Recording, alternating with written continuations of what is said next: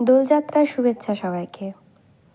যদিও সকালবেলা দোলযাত্রা আমরা সবাই পালন করেই নিয়েছি, কালকে হোলি আছে, তো হোলির অগ্রিম শুভেচ্ছা সবাইকে জানালাম।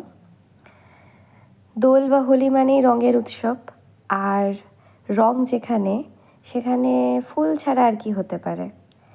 আমাদের ছাদ বাগানের বিভিন্ন রঙিন ফুলের সমাহার আপনাদের জন্য আজকে।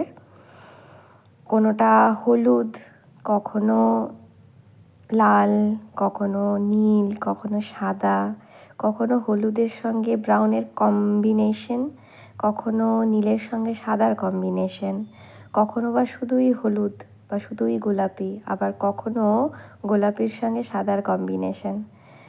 কিন্তু এর মাঝেই একটা মজার ব্যাপার হলো, বিভিন্ন রং যদি সিঙ্গেলভাবে থাকে তাকে দেখতে একরকম লাগে, আবার সেই রংটাই যখন আবার অন্য কিছুর সঙ্গে কম্বিনেশনে থাকে তখন তাকে আবার দেখতে অন্যরকম লাগছে।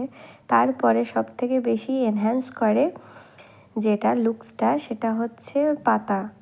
কখনো একেবারে সবুজ কচি কলাপাতি কালারের পাতা, আবার কখনো গাঢ় সবুজ কালারের পাতা। তো এত ভালো লাগে ফুল দেখলেই, এই জন্যই মন ভালো হয়ে যায়। তো কালকে হোলির জন্য সবাইকে শুভেচ্ছা তো আগেই জানালাম। সবাই চেষ্টা করুন দারুণ হোলি উৎসব পালন করতে। সবাই নিজের রঙে মেতে যান, অন্যকেও নিজের রঙে মাতিয়ে রাখুন, কিন্তু চেষ্টা করবেন যাতে কারুর ইচ্ছের বিরুদ্ধে আমরা রং না দিয়ে ফেলি ভুল করেও।